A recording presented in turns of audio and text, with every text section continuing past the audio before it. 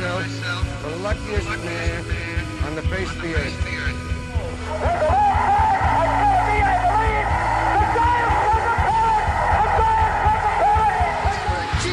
Ends his final game with a walk-off single.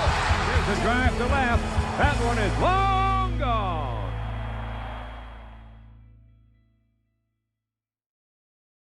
Welcome to the Long Gone Podcast. It's me, Michael, and with me as always, What up? Hey, Bart. How's it going, man? What, man? What was that? A lot. Still winter. A little dusty Springfield for you. Yeah, dusty Springfield. I knew I had a little bit of a little. It was soulful, kind of yeah, and a soulful white soul right there. that is dusty like Springfield. It's a song actually I'd heard for the first time last week. It's called "All I See Is You" by Dusty Springfield, circa 1966. So Dusty Springfield. Very much not a hit. Yeah, but Dusty Springfield had. No, she passed away. Breast cancer at the age of 59. You lesbian? Yes. I thought. That's what I thought. Lesbian. Yeah, she totally was. Pretty much she came out as a lesbian, but not like fully, all the way out. I think it was like back then they didn't know though. Right. Yeah. Yep. So, but yeah, I think she passed away in 1999 at the age of 59 or something like that. I think almost 60. Yeah. So, Dusty Springfield always one of my favorites, and a great advocate for Motown records. She brought Motown a lot to the to the UK. She hosted the episode of Ready Steady Go from '65, which had a whole bunch of Motown artists on it, and pretty much showed Motown to the British area. So it's kind of dope. That is pretty sweet. Yeah. Pretty. You know what else is sweet? St. Louis Cardinals. They're getting rid of some more players, huh? Yeah, I mean, the full rebuild. They're happy. I mean, they're focusing on young people. You know, if I went on Lucky Rebel, I don't think I would have absolutely think that the Cardinals would be in the top 10 considerations, but now I think they're in the bottom 20. Well, they're way in the bottom. If you're looking on Lucky Rebel, for World Series odds, they're in that bottom criteria. I mean, they're approaching White Sox criteria, I think, at this point, as far as the odds there. But they're definitely going in that youth direction, and the Mariners continue to get better. Yeah, the Mariners are trying to build a winner. They came within a few outs of the World Series last year, and they're not fucking around here. Bringing back Josh Naylor and bringing in some more offensive talent here with Donovan. So good on them. But yeah, St. Louis is definitely going in that direction. I say they just build around Miles Michaelis, and we call it good, right? Miles Michaelis and Mason Wynn.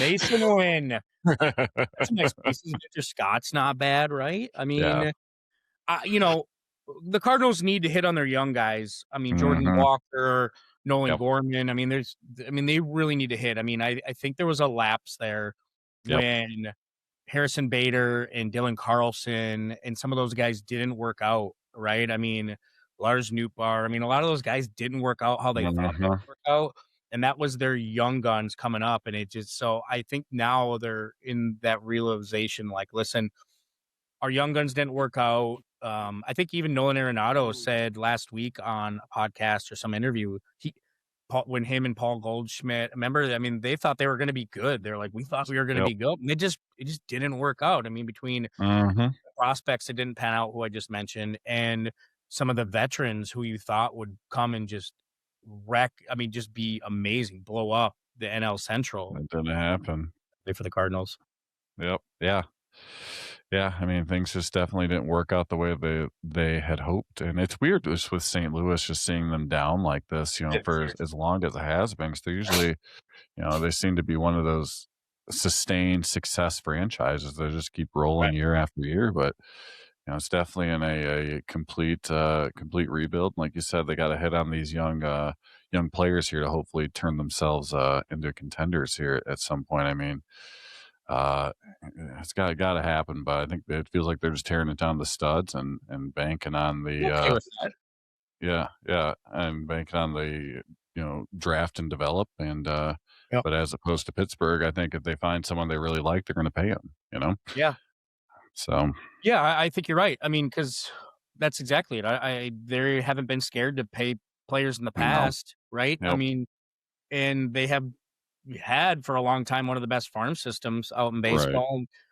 You know, I mean, that team knows how to win, how to build, how to build, and I think Mhm. that's really important in this day and age. And you're going to see that. And I think the Cardinals are smart here to kind of start over. And like you Yep. mentioned with the Mariners are in their winning window now. I mean, they They have are. premier talent on that team. I mean, very premier talent. I mean, we're Yep. looking at a great pitching staff complemented by really good hitting, right? Led by Yep.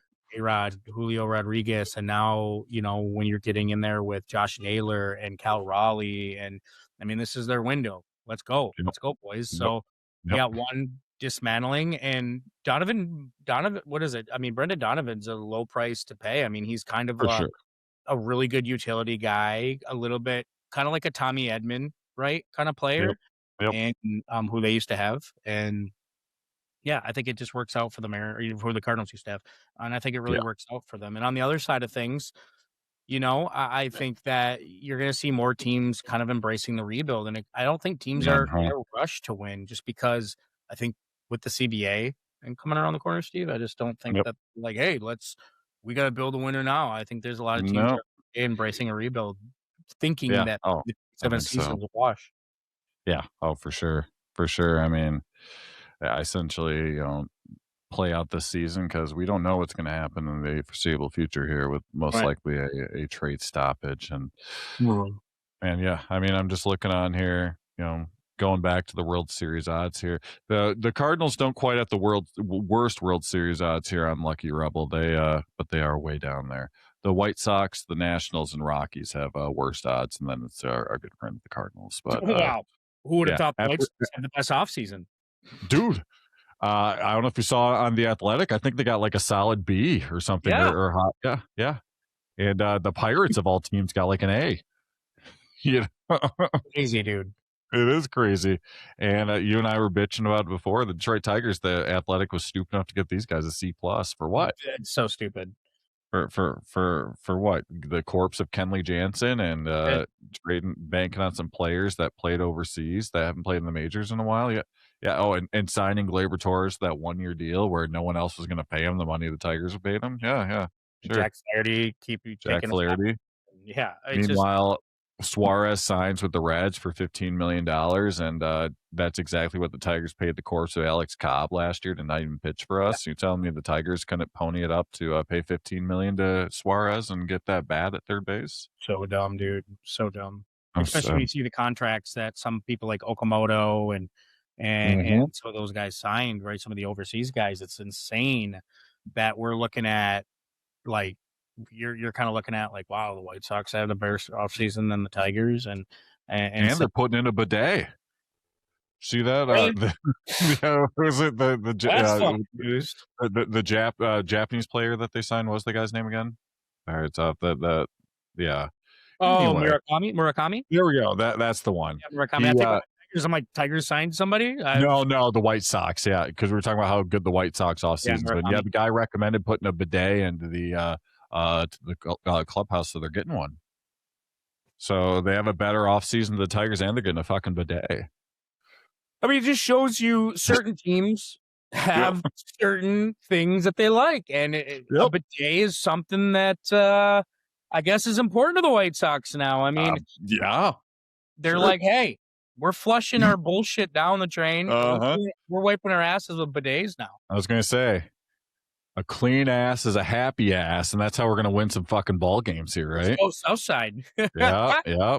Let's say you accidentally have a shard or something during the game and doesn't quite hit. You got that bidet right there, good between innings, feeling fresh and clean for that stretch run. I like it. I wish we had a sponsor for that. That would be the bidet sponsor. It would have been great. That'd be dope. That would have been fucking amazing. I guess there's no better way to segue from a bidet to the Toronto Blue Jays. Am I right? Yeah, they're unveiling a statue to Joe Carter. You believe this? Let's go. I think it's kind of dope. I mean, it's obviously one of the most iconic home runs, walk-off home runs in World Series history. Yeah, Joe Carter is getting his own statue there outside Rogers Center. So I don't know what took it so long. I mean, maybe it was just them losing Bichette because the fans are pissed. They're like, hey. So give Joe Carter a fucking statue. That'll make him forget Bichette, right? Yeah, yeah. And we saw Okamoto too, so just saying. Yeah. So there you go. Hey, I think I'm cool with it. I'm cool with You it. know, He's gonna have the pose, the pose of him with the. I hope so. Touch them all, Joe. Right? Yeah. I think that'd be pretty sweet. I haven't gotten a look at the artist rendering here of what it's going to look like when it's unveiled, but I think it's I'm sure it'll look great. It can't look much worse than that Magic Johnson statue in front of the Breslin Center. Did you ever see that thing? Kind of looks like Morgan Freeman. I think the worst I've ever seen was the Dwayne Wade one. Oh, dude, the Dwayne Wade one. Oh God, that one was straight brutal. Thought it was pretty bad. He was like, yeah, someone got fired for that one. All right. Yeah, I don't know who they hired to do that sculpture, but it does not look like him at all. No, memes not at all. Generated. I remember at the unveiling of it, his son Zaire or whatever looked at him, and Dwayne Wade had that knowing look like, does not look like. Fuck this. Well, with the Joe Carter statue, you just got to shoot for like at least looking like him. Yeah. At least get some sort of a resemblance. It'd be dope if it was like the swing, thing, or if it's where he, hopped on first base where they do the touch 'em all Joe. You'll never hit a bigger one in your life, or something like that. Or him taunting the fans. Yeah, you know what? It's not going to replace the losing of Bichette, but it's a start, right? It'd be funny if the artist fucked up and put him in a fucking Orioles uniform. Oh my gosh! Or look, guys, dude, what are we doing here? Or they put Joe Carter back in like his Cleveland days or something. They have him in like an Indians uniform. Whoops! What? Or something random with a suitcase at like in the line of a fucking airport looking at his watch or something. Like, what is this? Oh my gosh! Or where wasn't there one when he pranked that guy of his truck or something? Remember that? Like I forgot what player that was. That went viral. Like yeah, or he took his truck out of the park. He took his truck and gave it to somebody else. Gave away for fans and drove it on the field. Was it Derek Bell? I think it was Derek Bell. I think it might have been. Yeah, it was something like that. Just the look on his face was fucking priceless. Like, what the fuck, dude? This is bullshit. Yeah, you got so many good statue ideas here. Yeah. I'm happy for Joe Carter, man. I don't, I mean, Canada's own Joe Carter. I mean, I think it doesn't get talked about enough. I don't think. I don't think so either. I mean, that moment will live in Toronto history. I mean, they've had some good moments, but that was arguably their best moment. And to have any statue, right, as a player has to be pretty iconic, pretty amazing, especially I mean, what it means, right? So that's pretty dope. I was just thinking about we were at the game with the Miggy thing where we thought he was going to get a statue. It turned out to be that stupid ball thing. That was so funny. So for those listening, Steve and I, we went to the game before Miggy's last game, right? Yeah. Right. Yep. And that was kind of like a Miggy weekend, a Miguel Cabrera weekend, because it was the big on-field thing, ceremony and stuff. Yeah. I mean, they had Erod there, which was weird talking, I guess. Yeah. For sure. It was really weird. Scott Harris was sitting there because I guess he had Scott Harris, Chris Ilitch. Yeah, Chris Ilitch, which crazy. And they were playing Guardians, I want to say. Yep. And so anyways, we thought Steve and I were like, dude, they're gonna retire his number or unveil his number. We went to the field. I think we were with my parents. Went to the game. It was a cool weekend for baseball. Hot, whatever. And it was, game before Miggy's last game. This is they said this is the one where we do the presentation, because I don't know, it was a thing. So look out in right field in the concourse, and we see this thing like with tarp or something over it. We're like, oh my god, they're gonna unveil a statue. And it's Steve and I were like, dude, they're gonna retire his number. Like, this is gonna be, we're here to witness this. Oh, this is great. We're witnessing history. Some of the greats went out there and talked about Miggy, and people we didn't even know knew Miggy were out there talking about him. It was great. It was a fantastic Miggy. He's going to be the assistant, like a honorary GM or something. He's going to be watching Sky Harris. Clearly not doing a job, because Sky Harris sucks. So they unveiled this thing, and it was this. What the fuck was it? It was a bunch of baseballs shaped like the number 24. That's what it was, 24. And it was in And it looked so cheap.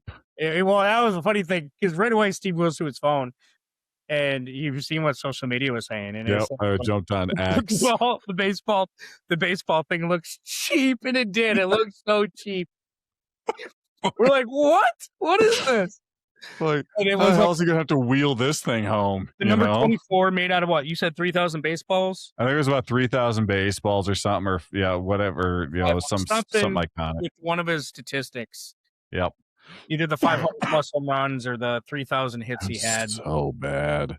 It just, it's a great thing, right? To have that, but I feel like that could have been on another night, right? Oh, for sure. But the last night, it looked cheap. And I don't know. I mean, last I heard, Steve says it might have still be there. Or I think it might. I think they wheeled it. I think it's part of like a kids game or something right now. I'm just kidding. It was like, it was a good moment, but it was just like not the moment everybody expected. And it was the fun. The comments were just funny. Like people saying Jeep and classic Illich. It was so fun. That was a bigger moment. Just because we're like, oh my God, he's going to get his own statue. I mean, what a moment that would have been. Mm-hmm. Everybody's like, look to right. And some cheap fireworks went off, and then all of a sudden, boom, some cheap fucking thing that looked like a bunch of glued baseballs. It was like, oh my gosh. Yeah. I feel like for the show, you should try and find the picture and like superimpose it on here. Yeah. Oh yeah. Yeah. I'll put it somewhere up here. You'll see that.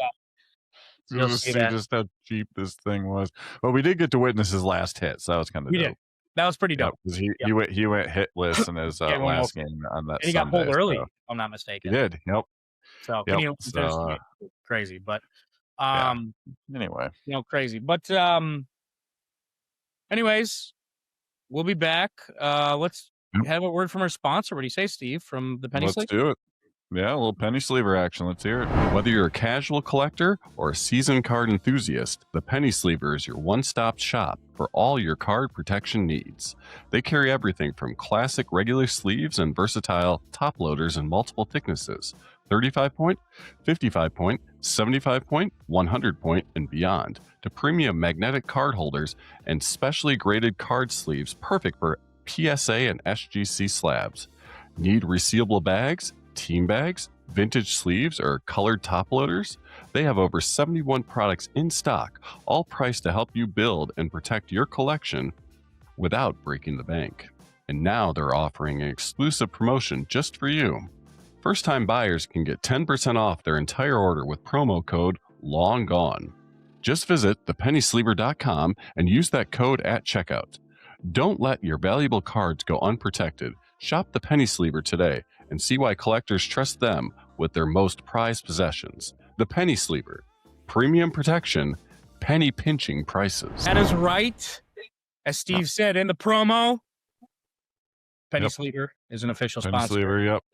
Use promo code LONGGONE and has 10% off your first order. I talked a little bit about Penny Sleever last week. Michael lives in the UP, so he has a little bit of the snail mail. I think it got delivered by bobsled, but I think you did get your Penny Sleever stuff. It did, now, right? Yeah. It got in. I got some good stuff. If you guys follow our social media accounts, I'm going to do an unboxing of a lot of this stuff, or I have done an unboxing of a lot of this stuff that should be out. But I got some good stuff, man. I mean, just like Steve got the silicone slab bumper, which obviously you can see will give you the extra protection you need. I mean, obviously you get your magnetic card holders, which I am investing a lot into these now, just because my Mookie Betts collection, I don't want it to be in a book anymore. So I ended up buying buying one of these. You're one of those guys that I see at the card shows now with your briefcases. Absolutely. Look at you. And then you can put my magnetic ones, my top loaders that I got. I got a bunch of shit, man. Isaac from the Penny Sleever really hooks you up. And he packs everything himself. Him and his wife, I believe, they pack everything themselves. And they give you a special note. I mean, when you think of a family-owned business, I mean, the Penny Sleever is really, I love supporting small businesses. Steve loves supporting small businesses. And the Penny Sleever is a family business, right? So we love supporting them, or we love being a part of them. And we love talking about them, and hopefully, everybody out there, like Steve said, with the code use. And I mean, you give me so much shit, dude. Tune into my unboxing because I'll go through all of it too. Use your little tobacco card sleeves. It's pretty fun. Yeah. So check them out. The Penny Sleever, great company, great people, and just a great product that we both love to use. I think that's the best part of it, right? Just great people. I mean, the same thing with any of our sponsors. Steve and I like sponsors that we believe in, and this is something we believe in. Now, fast forward to a year from now, if we're promoting condoms or we're promoting bed sheets and stuff, okay, maybe you're a little sus, right? Maybe you'd be a little sus. Bit, maybe. Maybe we believe in those products. Maybe we do. But obviously, maybe. With that being said, Steve, we're continuing with the Now series. It's our Then and Now series. We're going to move on to second base. Second dick. Second dick, in the words of Rod Allen, former color man color analysis who decided to fight Mario Mpemba. Oh God, their fight became legendary. I wish someone recorded it. Dude, in the depths of the old Fox Sports, before they became Bally and FanDuel, now nothing. Now nothing. He recorded that fight either in audio, video. I hope so. There's got to be something, right? It's got to be something, and I think it would be amazing if we got to see it. But maybe before they called a day here and officially go out of business, those FanDuel people, they can maybe try and save themselves by revealing that, right? Be like, hey, the highest bidder will get this video of Rod. If you keep us in business, all right?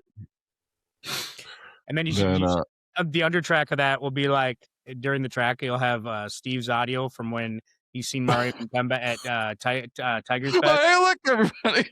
Look, Mario Mpemba. Oh my gosh! Oh hey everybody, that was so great. Mario Mpemba. As he's waving, he's walking by. We do the top second baseman of the 1990s for our then part of the series before we go to now. Yep. Our top five. Steve, give me your top five. Your number five best second base of the 1990s. Well, Mike, I'm not gonna lie. Second base in the 1990s are kind of turdy. It was, but I'm gonna go with a guy you don't talk about enough, and that's Edgardo Alfonzo. That's a fun name to say, right? Yeah. I do remember Edgardo Alfonzo from my time. This is like, we talked about before, 90s are our prime time of me, and Michael collecting cards and watching games. And Edgardo Alfonzo, he started his career there in the mid 90s. 95 was his first year onto the scene.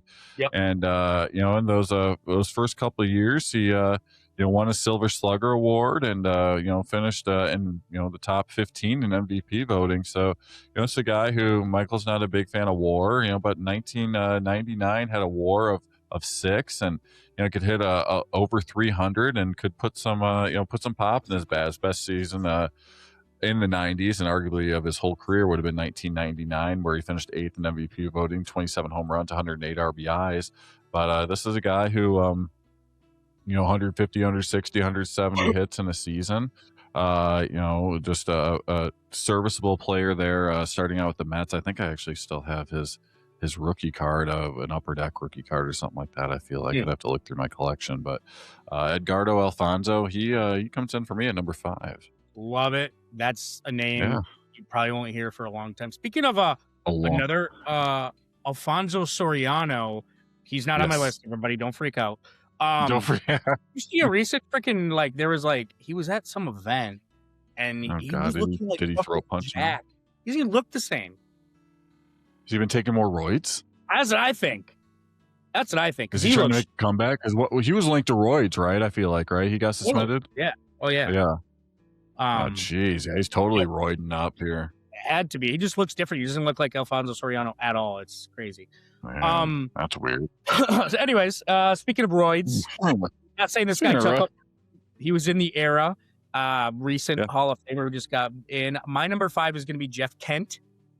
Nice. Okay. Now, the reason why he made my list, I know he came in at 92, right? But he took off, right? I mean, he took off about 3-4 years before he got that 20 home run power.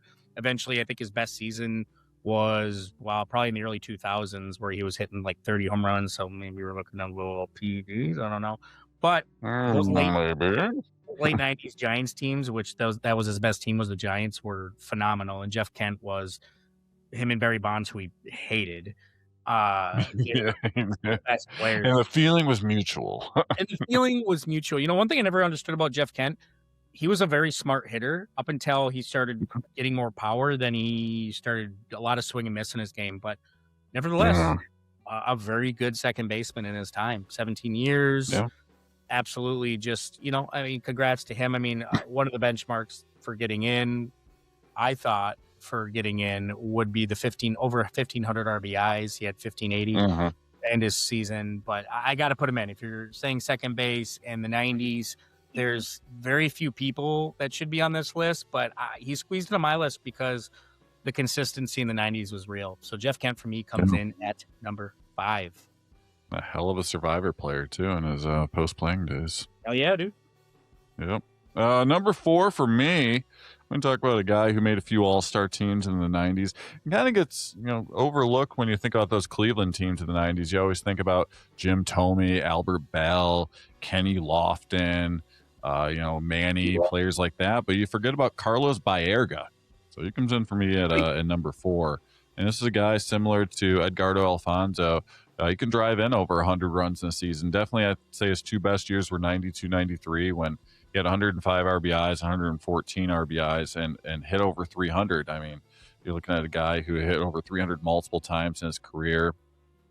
Didn't strike out much either. I mean, you're looking at, in 154 games in a season in 1993, he only struck out 68 times, and he parlayed that in 94 in the strike shortened season of only striking out 45 times. So it's a guy who had amazing plate discipline. He could steal you some bases if you wanted to. He got double-digit steals about three times here in his career, but he had some pop in his bat and could get you over 200 hits a couple of times. And just I think of him as kind of a forgotten player on those great Cleveland teams in the 90s. So Carlos Baerga comes in for me at number 4. Yeah, same for me, man. I mean, I'm glad he's on your list too, because he's a complete forgotten player of that time. Yeah. I mean, he's probably a future forgotten series guy for sure. Yep, I mean, for sure, yeah. Cleveland, I mean, he's remembered most in Cleveland, but I mean, from 1990 to 99 through the 90s, you're talking about a guy that ended up with 686 RBIs, 124 home runs, 291 average, which is killer. Right. Yeah. And it will be a non-base percentage of 330. I mean, he was pretty dominant in the 90s. I mean, he's had a fall off, obviously, after the 90s for sure. But, he's a guy that was just, I think, instrumental. Right. I mean, everybody remembers Omar Vizquel with the Indians. Now people remember Carlos Baerga. How do you say Baerga. Baerga. I'm so bad at that name. Yep. But, yeah, for me too, bro, comes in at number 4. Classic 90s player. Yeah. Number 3 for me probably could have been just a pinch higher, but I'm kind of being biased because I don't like the whole spitting incident. Yeah. And that's Roberto Alomar comes in for me at number 3 on my list here. I mean, you're looking at a guy who went from started his career in San Diego there in the late 80s, then moved over to Toronto, multiple-time World Series champion, and then moved over to Baltimore after that and closed out the 90s there in Cleveland. But this is a guy who just a fantastic defensive second baseman, multiple-time Gold Glove winner. I mean, in his whole career, he won 10 Gold Gloves. In his whole career, 12-time All-Star. Like I said, 2-time World Series champion and in Toronto, but could get the Silver Sluggers too. Yeah, he wasn't going to get you the the pop, hit you major home runs. I mean, he had a great season in 99 where he had 24 home runs. But this is a guy who upper teens to low 20s for home runs, just a definite get on base and run. I mean, stolen bases up the wazoo here, 53 in 91, 49 there in 92. Just a guy who can just hit for average. He isn't going to hit for pop. He's going to get on base and he's going to score you some runs. I mean, he led the league in runs scored in 99 with 138. Wow. Could get you doubles, get you some triples, but just get on base and run and play excellent defense. And that was Roberto Alomar. So he comes in for me at number 3. Yeah, great pick indeed. I mean, with him, he's an interesting player, but as you talk about him, because the reason why he's number 3 because of the spitting incident, I just had a lot of asshole players. Like I'd say it's probably most out of any decade. Am I right? I think you're right. I mean, Albert Bell, he was just a jackass. Another dickhead. Yeah, Roberto Alomar. I mean, Barry you Bonds, keep running. Barry Bonds, Clark. Yep. I mean, just a lot of dickheads. John Rocker, right? John Rocker. Yep. Insane, dude. Absolutely insane. Insane. Yeah, my number 3 for the then part for my top 5 is in the 90s is Chuck Knobloch. Knobloch, nice. Yeah. Well, not a lot to talk about him. I mean, just the success he had. I mean, he won World Series with the Twins, wins it with he's a 4-time World Series champion, by the way. 4-time. Yankees, right?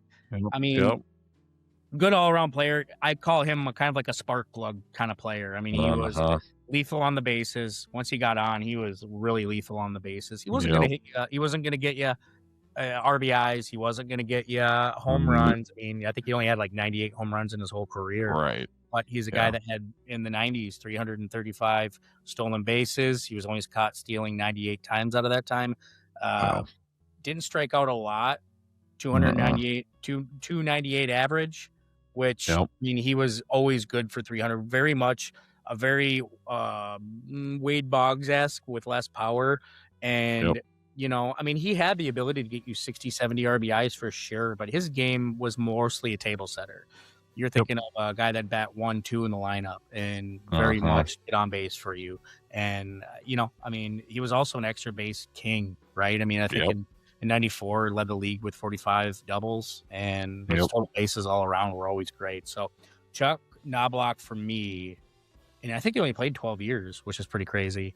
But for me, he was definitely one of the best second basemen I've ever seen. So he's number 3 for me. You know when they got the yips? He did get the yips. Get the yips with the Yankees? I think he was the yips guy, right? Yeah, definitely got the yips. Yeah. Well, he's yipping his way to number 2 for me. Rookie of the year 91, like Michael, everything that Michael said. He's not your power guy. He's just a get on base and a table setter for everybody else. I mean, Michael talked about his 45 doubles, leading the league in 94. He led the league in triples in 96 with 14. Just an extra base machine. Not much power in the bat, but he can drive in some runs, but mostly it was just get on base, steal those extra bases. A very disciplined hitter, and until the yips was a solid defensive player too. I mean, a Gold Glove winner in '97, his last year there with the Twins. So just a very, very solid, very good second baseman. So Chuck Knobloch comes in for me at number 2. Yeah, I mean, when you think our childhood, Chuck Knobloch was definitely a big fixture, right? I mean, I mean, he did wonderful things with the Twins, and then we went to the Yankees. It was like, shit, dude, he sold out, right? We were like, oh man, he sold out, but he was very much got more World Series though.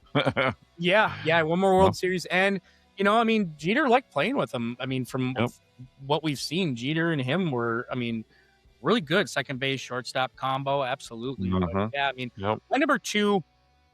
I went with Roberto Alomar, and it's hard, right? Because he was a dickhead, but at the same time, he was a great player. I mean, Steve went kind of over his. I mean, he's a guy that I don't think belongs in the Hall of Fame just because he doesn't hit some of those benchmarks. He does have a 300 average, which is really nice. I don't mind, the runs, 1,500 runs, okay. But it's really hard to kind of put him in. But what he did in the 90s was pretty fucking impressive. You're talking about a guy, 732 RBIs. That wasn't his main game, but he could absolutely drive in runs. I mean, there was times where he kind of had a weird career. There'd be seasons where he was a table setter, right? He was a guy that just consistently could get on base and then get drove in from other guys. But then there was years where he was the run driver, right? I mean, back in 96 with Baltimore, I mean, 94 RBIs, 93 with Toronto, 93 RBIs. I mean, he's played with a handful of teams, and he was always a producer. I mean, he was a guy that could he kind of reminded me of Luis Ariz with the many teams, with just like look he was a better fielder, way better fielder than Luis Arraez, but Right. he's a guy that could consistently get on base. You could always count on him to get a hit. And for that reason alone, that's why Roberto Alomar is going to be my number 2 second baseman, 92nd base. Well, I think we both agreed at number 1, and that's that would be Craig Biggio. Yes. He comes in for us at number 1. Yeah, definitely you talk about a table setter and a hits machine. This guy was it. He wasn't going to go overly with power. Definitely wasn't on the roids if you look at his power numbers. I mean, just a guy who could touch 20-plus home runs if you wanted him to, but mostly similar to a Chuck Knobloch. It was get on base and let this guy run or, get the extra base hits. I mean, this is a guy who led the league in runs scored multiple times, including, 97, 146 runs scored. Yep. Just a serviceable player for the most part in his career, multiple times in the 90s, played all 162 games, could get you the doubles, could get you the stolen bases, could get you triples if you needed to, but just lots of hits. I mean, over 3,000 hits in his career.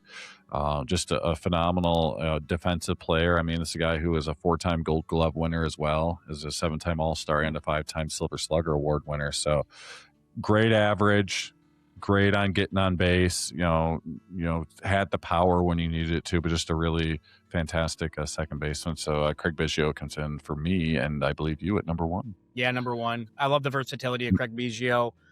Today's game, I think he'd be more of a utility player, right? I think he'd be the McKinstry of most teams.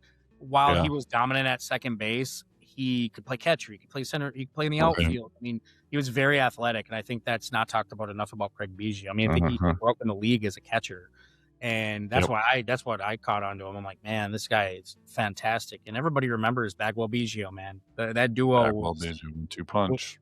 Well, yeah, the 1-2 punch with the Astros. It was fun. It was a lot of fun, and he's a guy that definitely earned being in the Hall of Fame with his numbers, right? I mean, the accolades are there for sure, but just like Steve said, over the 3,000 hits, I mean, shoe-in, absolute shoe-in. The 18 runs, absolutely shoe-in. So yeah, Craig Biggio for me definitely is number 1. Steve, over to the now. We got the big now. This one, I don't know if we live in a golden age of second baseman, but it's pretty good. We have a lot of good ones, dude.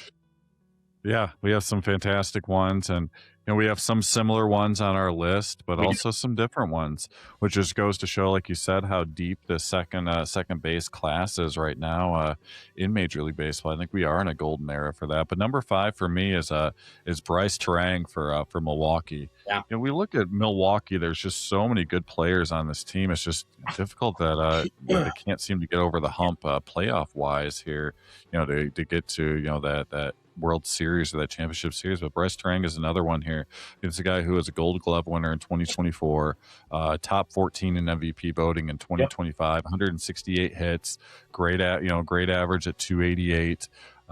Similar to Biggio here, he's got some pop, but not a big amount of pop. He's going to steal you bases. He had 50 stolen bases in 2024, 24 stolen bases in 2025.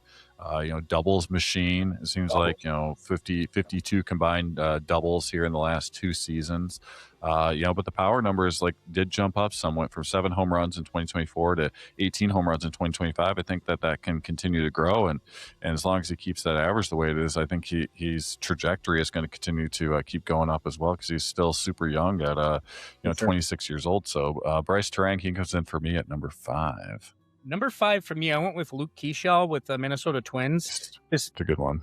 We didn't see had a small sample size of him last year, and it was a little up and down, but I think he found his stride near the end of the season for sure, I thought. And, at 23 years old, he broke in with the Twins at a very young age.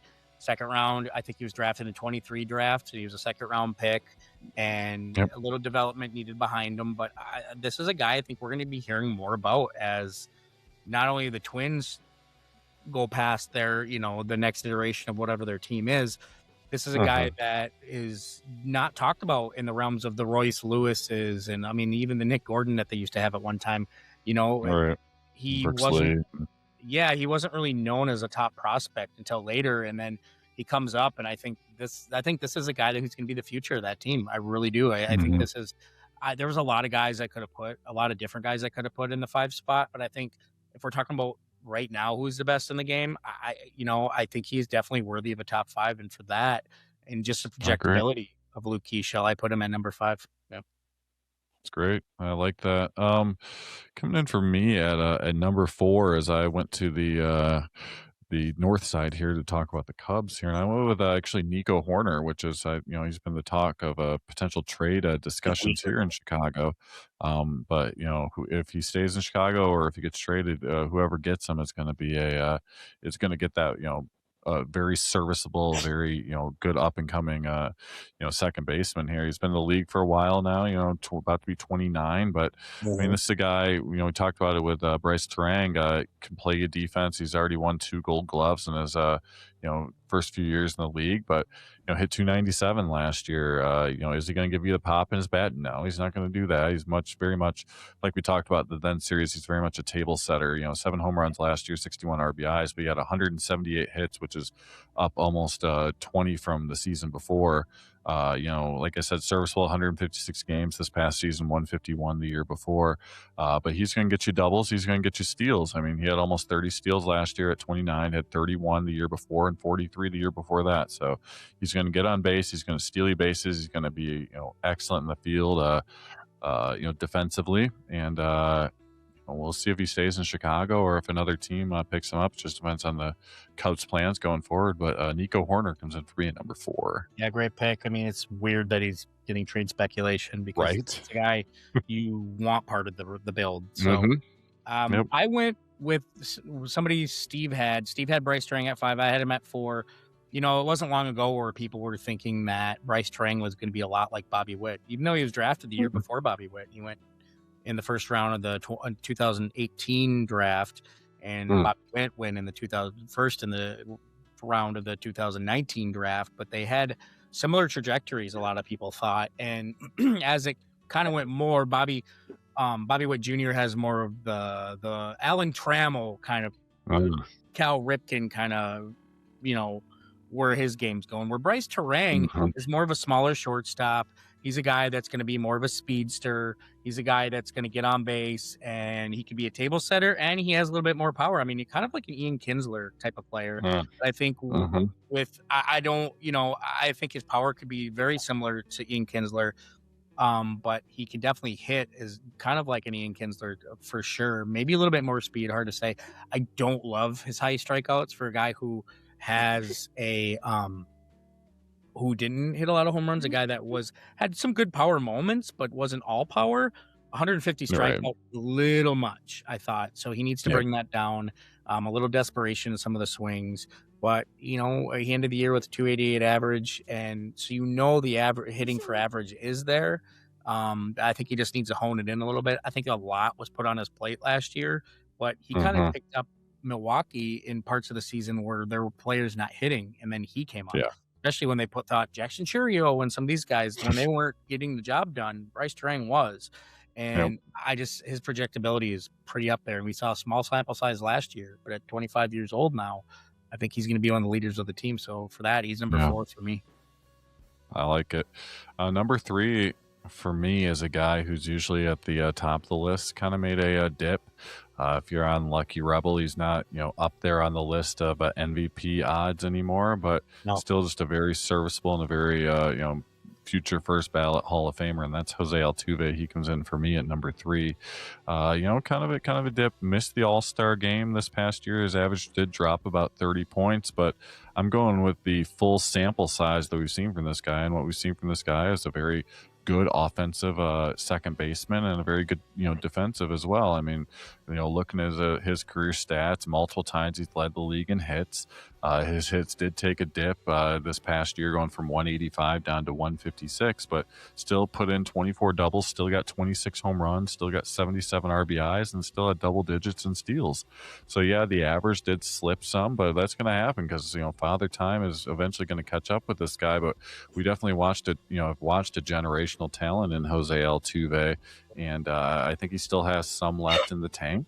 And this is a guy who's a very disciplined hitter, and just a guy that can do it all in the field and at the plate. Jose Altuve, he comes in for me at number 3.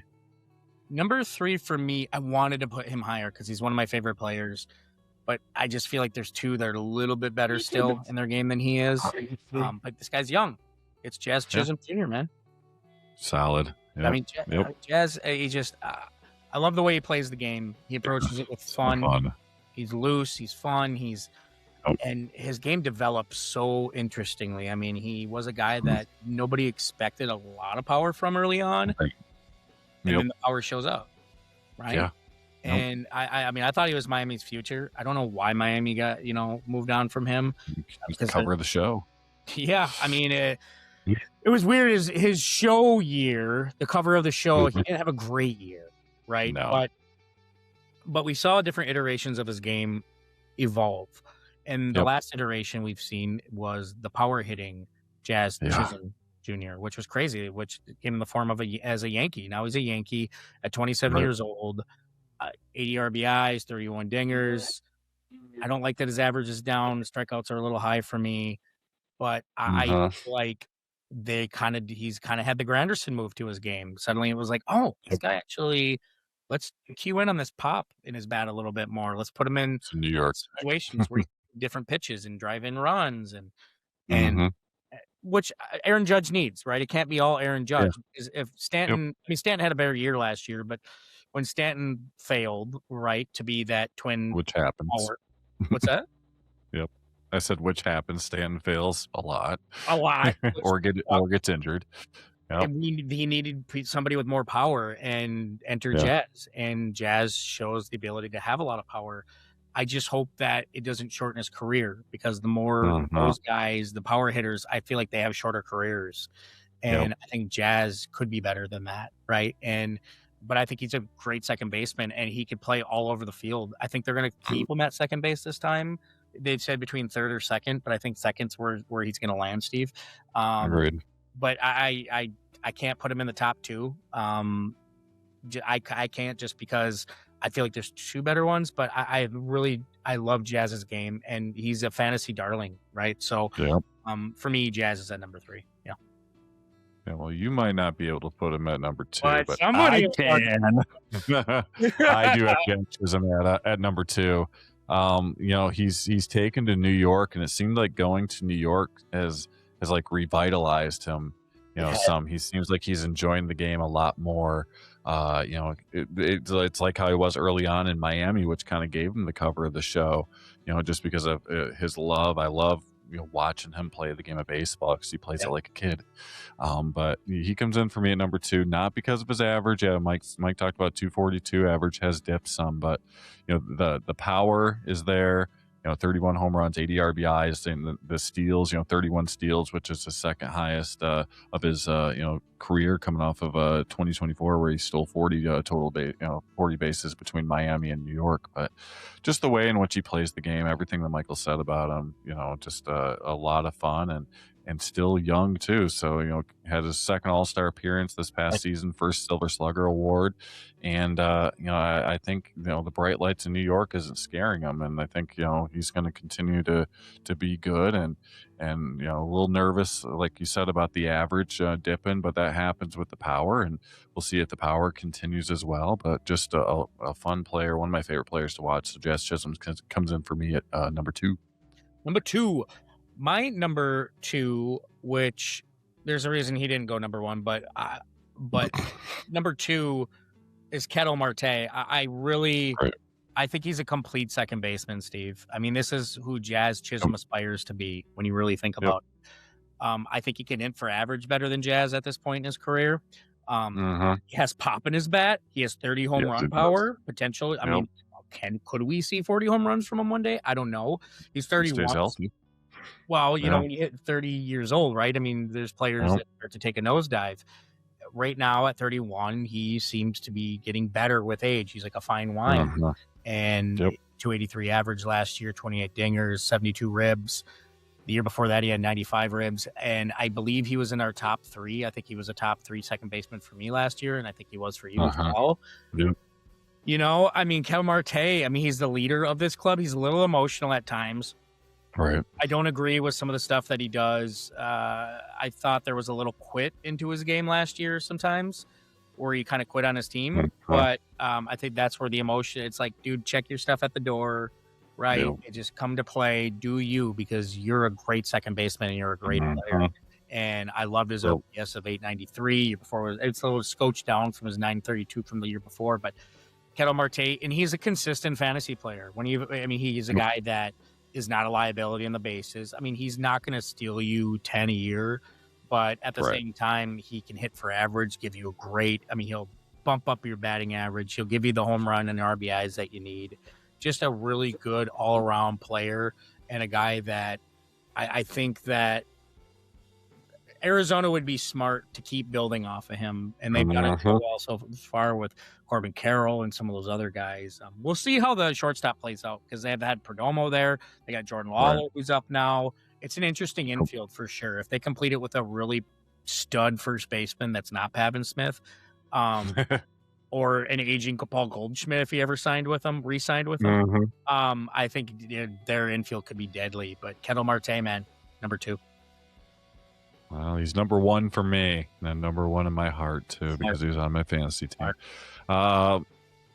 If you remember earlier in the offseason, I think that the Diamondbacks, there were rumblings that they were looking to trade the guy. And when I heard about that, I thought that was like, a stupid idea on their part, which obviously they listened to me and pulled back and said, we're going to hold on to this guy. He's a cornerstone for our future, which is a smart move on their part. But yeah, he comes in for me at number 1.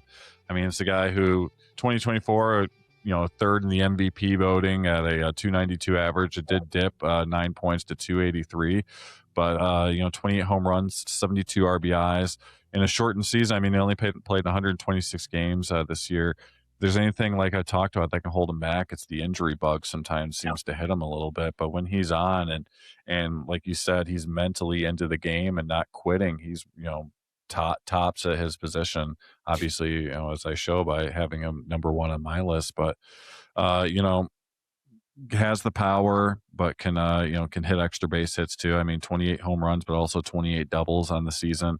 It can show that he can get over 40 doubles in a season as well. Continue building around him. You got great pieces in place in Arizona. I like the direction that they're going. And Ketel Marte, he comes in for me at number 1. Number 1 for me is, Steve had him a little bit lower, but it not much, is Jose Altuve. No. And kind of what Steve said, he shows he has more gas in the tank, right? And and he's not hitting like an old guy, right? I mean, we're not seeing the 300 hitter, but I think that's more where they're putting him in the lineup and the stress of being the best player on your team, because the injuries with Jordan Alvarez, they got rid of Carlos Correa just to get him back, but gone. I mean, that whole team is gone, right? I mean, so you got the constant guy, Bregman's gone, all those guys, but the constant remainer has been the guy that when you were in your rebuild period, you didn't know he was going to be a star on your team, but he became a star on your team, and you stuck with him since 2011. That's Jose Altuve. I mean, I think when we look back, this is a guy that maybe could hit 3,000, right? Maybe this is a guy that we're going to look back as being one of the greatest second basemen of all time. I really do, especially in the 2010s. I mean, just what he's done in his time in 15 years, right? And broken at 21 years old. Now he's 35 years old, and he still has a lot left in the tank. It looks like he could hit for average, he could hit for power. He has been known to steal some bases. At one point, I think back in 2014, 2015, he led the league in stolen bases, the American League in stolen bases. And then 4 years in a row, 2014 through 2017, the World Series year, led the league in hits. He could still be that guy. He could hit for 300. He is the ultimate second baseman, and he's a great second baseman. We're not just talking about hitting wise. Defensively, he's a stud fucking second baseman. I mean, he works so well with different shortstop combinations. How he's only won 1 Gold Glove is beyond me, because he's so good. I don't understand why they put him in left field last year. That broke my heart. I feel like is a general at second base in the infield, you need his eyes there. And I just didn't get it. With his size, I just didn't really see him making any home run robbing grabs or anything. I didn't either, especially where the Astros play. So, I mean, we're going to put a rocket up his ass? I mean, it's just... I'm a big Jose Altuve guy. I mean, just what he has in what he doesn't have in height, he has in heart. I mean, his story is really cool, but he's on this list. He's my number one just because he's still producing at 35 years old. And I love that he's not a liability at the plate. I love that he's a smart hitter. I love that he's a leader. I love that he does everything right. A coach and you talk to managers who have managed him. You talk to hitting coaches that have been around him. He approaches the game the right way. He puts in the work. And I'm calling it now. You're going to see down the line. He's going to have kids who play in the pros, and they're going to be successful. You can just tell he's just that guy who has a different eye than most players do. Yep. I agree. Sir. Solid. Yeah, that was good. So now we're shuffling. What are we doing next week? Third? We're shuffling. Yeah, well, I mean, let's well, I guess we can just move on over to Collection Corner. All right, well, shall we head on over to Collection Corner? You know what, Steve? Maybe we should. Maybe we shouldn't. I don't know. What would Lucky Rebel say if we were on their site? Oh, I would say the odds are quite high for them to say, let's do it. Let's do it. Yeah. Ready to ride the next big hobby wave? Market Movers puts the entire sport card and TCG market right in your hands. With pricing on over 7 million cards powered by real sales data from every major marketplace, including eBay, Fanatics Collect, Golden, Heritage, and more. Track your collection on mobile or desktop and instantly see value and P&L by sport, year, player, set, or grade. Compare any cards side by side, monitor live price swings to spot trends early, uncover underpriced deals, and set custom alerts so you never miss a move. With Market Movers, you turn market data into smarter buys, bigger profits, and a stronger collection. Sign up today and try it risk-free for 14 days and get 20% off for life with promo code GONE20 at marketmoversapp.com. And a special bonus, in February, we're giving away a hobby box of 2025 Topps Heritage High Number. To enter, sign up using promo code GONE20. We'll compile entries from December through the beginning of February and announce the winner during our February Hobby Huddle segment. Market Movers. Make every card count. As always, Collection Corner, as you know, is sponsored by the Market Movers app. Yep. I think I picked someone that out of my collection here that you'll probably get. He best known for his time with the Brooklyn/Los Angeles Dodgers. That's where he spent the bulk of his career from 1957 to 1962, and then was with the New York Mets in 1963, and then closed things out with the Giants in 1964. He was a 8-time All-Star in his career. From 1950 to 1956, then one more time in 1963. He was a 2-time World Series champion, once with the Brooklyn Dodgers in 1955, and then with the Los Angeles Dodgers in 1959. He was the NL home run leader in 1956, the NL RBI leader in 1955, and his Dodgers number has been retired. He is a member of the Hall of Fame, elected on his 11th ballot in 1980. Career stats on my boy of summer, so to speak, is a 295 career average, 2,116 hits, 407 runs or home runs, and 1,333 runs batted in. Like I said, he's a member of the Boys of Summer. Did not win an MVP, shockingly. He was the runner-up, though, in 1955. In his 16 seasons with the Dodgers, he helped lead them to 6 World Series appearances with victories, like I said, in 55 and 59. And he was, just an integral part of that team and a very good friend of Jackie Robinson's. Yeah. His first name is Edwin, but definitely did not go by Edwin because it's not as cool as what they called him. Yeah, called him the Duke. That's right, the Duke. It's Duke Snyder. That's right. So, look on Market Movers. I put this card in my collection. It says 1961 Topps. Currently, it's the raw one, so I went by sales going on eBay, which are climbing in a very high direction. Last sale recently went for about $16.50, but a card graded, it definitely does very well. So Duke Snyder is the player I went with for this week. Good.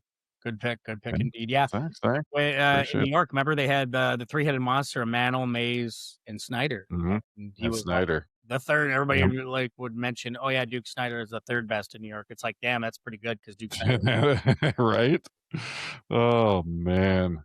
Well, okay. I think you'll be able to get this one. But Oh boy. okay, my guy who I picked, I dug into my Market Movers app and I looked at my collection and I said, hey, we haven't talked about this guy in a while. Some funny stuff about this guy. But okay, my guy played for the Padres, the Yankees, the Angels, the Blue Jays, the Twins, the Indians. And a partridge in a pear tree. 12-time All-Star.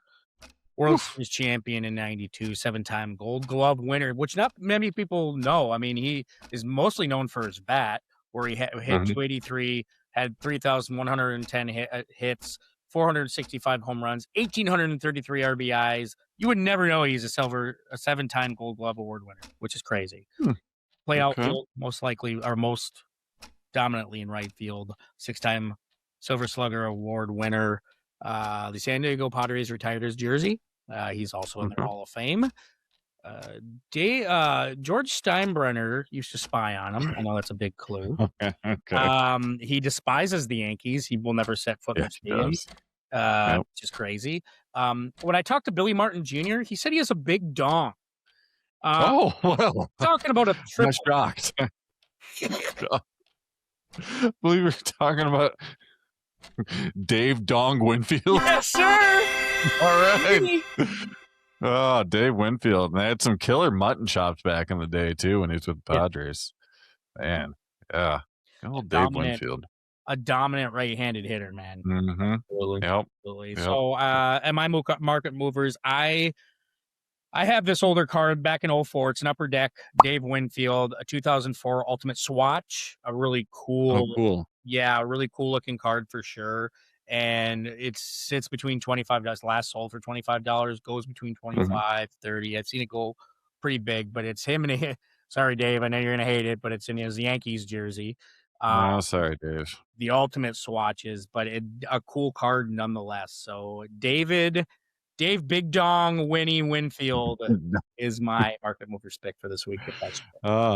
Great. And I love Market Movers. I'm learning more and more as I use this app. It's it's just super cool to track cards and just have the price of your collection all in one spot, and you can just look at how it's trending and everything. Very, very cool. So yep, Market Movers, say it in our ad read, use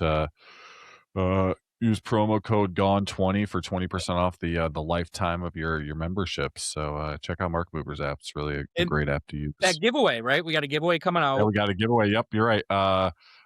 During our next Hobby Huddle segment, which will happen in the next week or two, we're going to do a giveaway. We're giving away a 2025 Topps Heritage High Number Hobby Box to one lucky winner who happened to use that promo code, and if you use that promo code, you get entered into the drawing to win. So there's still time. So do it up so that you can help win that hobby box, because we fucking love hobby boxes on here. You can always get a dope giveaway there. Dope. Yeah, those cards is awesome, man. Yeah, they're worth lots. So check that out. And well, with that, shall we get the candles out and celebrate a birthday? Do it.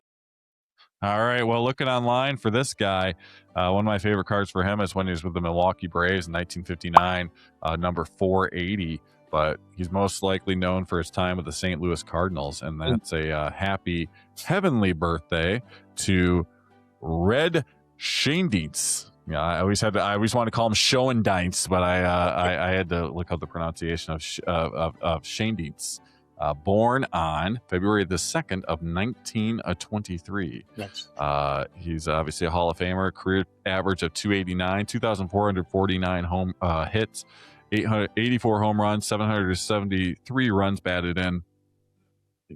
Fantastic, solid, playing career. But really great as a manager, over 1,000 wins, career 522 winning percentage as a player. Played for the Cardinals from 1945 to 1956, then the New York Giants, Milwaukee Braves, then back with the Cardinals in the in the early 60s there. And then as a manager, he managed the Cardinals from 1965 to 1976, once again in 1980, and then once again in 1990.